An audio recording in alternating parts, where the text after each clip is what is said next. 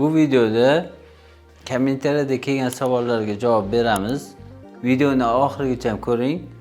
Agarda sizda ham shu savollardagi muammolar bo'lsa, albatta yechim topasiz. Menda Ganatrus 2-3 stepень yelka bo'yin sohasida grija bor. Nima maslahat berasiz debdilar.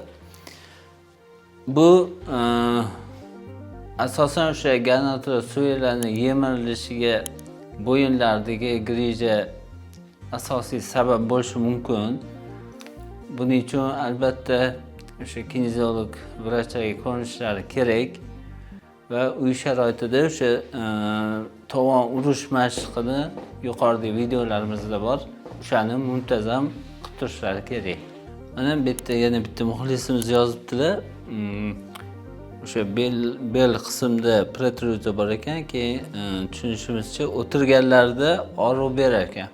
Bu yerda sal kasallik og'irroqga o'xshayapti yoshlardan.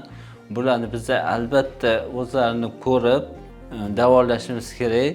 O'sha umurtqa pog'onasi dum qismida bir siqilish yoki siljishga o'xshagan narsalar borga o'xshayapti. Bularni bunaqa holatdagi bemorlar albatta vrach ko'rigiga kelishi kerak. Menda ko'pchik og'riydi va o'ng tomonda og'riq bor, dum qismida.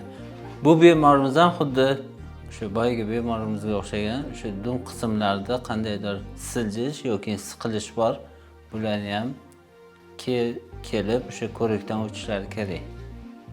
Xo'p, menda taloq bilan buyrakda quvvatsizlik bor, keyin uyqusizlik debdilar.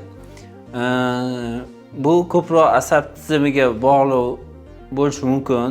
O'sha suv, nafas, sochiq mashqlarini qilib, berilgan maslahatlarni qilib turilsa yaxshi bo'ladi, lekin bunga quvvat berish uchun ko'rikka albatta kelishingiz kerak. Menda ham serdashi nervda siqish bor debdilar. Bu muammo bo'yicha alohida mashqlar bor. O'sha mashqlar bilan alohida video chiqaramiz. Kuzatib turing. Xo'p, to'g'ri shunday, lekin qanday qilib stress reaksiyalarini to'g'ri boshqarishni ham o'rgating debdilar. Bu stressi, ya'ni aytmoqchilar, stressni qanaqa yechim qilsam bo'ladi demoqchilar. Bu to'g'risida boshqa videolarimiz chiqqan, o'shani ko'rsangiz albatta yechim bor. Hop, qo'l oyog'imizda oshqozonimda og'riq bo'ladi, ichim qotadi, ya'ni qabziyat bor ekan, davleniyam oshib turadi, taxikardiya bo'lib qolaman. Bunga davo bormi? Bunga albatta davo bor. Buni yechimi juda ham oson. Bu xudo xolsa tez yaxshi bo'ladi. Yuqoridagi boshqa videolarimizda mashqlar bor, o'shalarni qilib bizani ko'rigimizga kelsangiz albatta bunga yechim bor.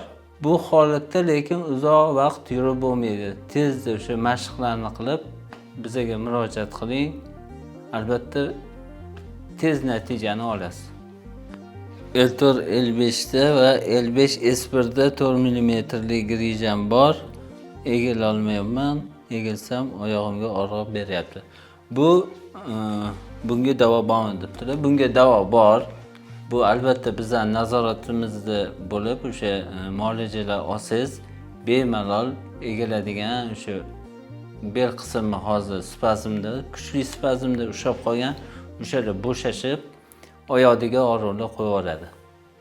Hop, men 6 oy bo'ldi, o'timni oldirdim. Ozgina ovqatlansam oshqozonim og'riydi. Doim mezing, allohol ichib yuraman. Bunga yechim bormi? Hop, bu bemorimiz o'sha operatsiya holatidan keyin o'sha oshqozonlarda og'riq bo'layotgan ekan, doimiy dori ichishdan charchaganlar o'sha. Chunki bu yerda muammo boshqa yerda. O'sha muammo oshqozonni bezovta qilyapti. Ham kamiga operatsiyadan keyin. Bular yechim bor. Kelib bizga murojaat qilsangiz ancha yengillik bo'lib, oshqozoningiz yaxshi bo'lib ketadi. O'ylaymanki, bergan savolingizga yechim topdinglar. Agarda sizlarda ham yo tanishinglarda shu muammolar bor bo'lsa, bizga murojaat qilinglar. Albatta yechim topishga harakat qilamiz. Videoga like bosib, obuna bo'lib qo'ying. Savollaringiz bo'lsa, kommentariyada yozib qoldiringlar.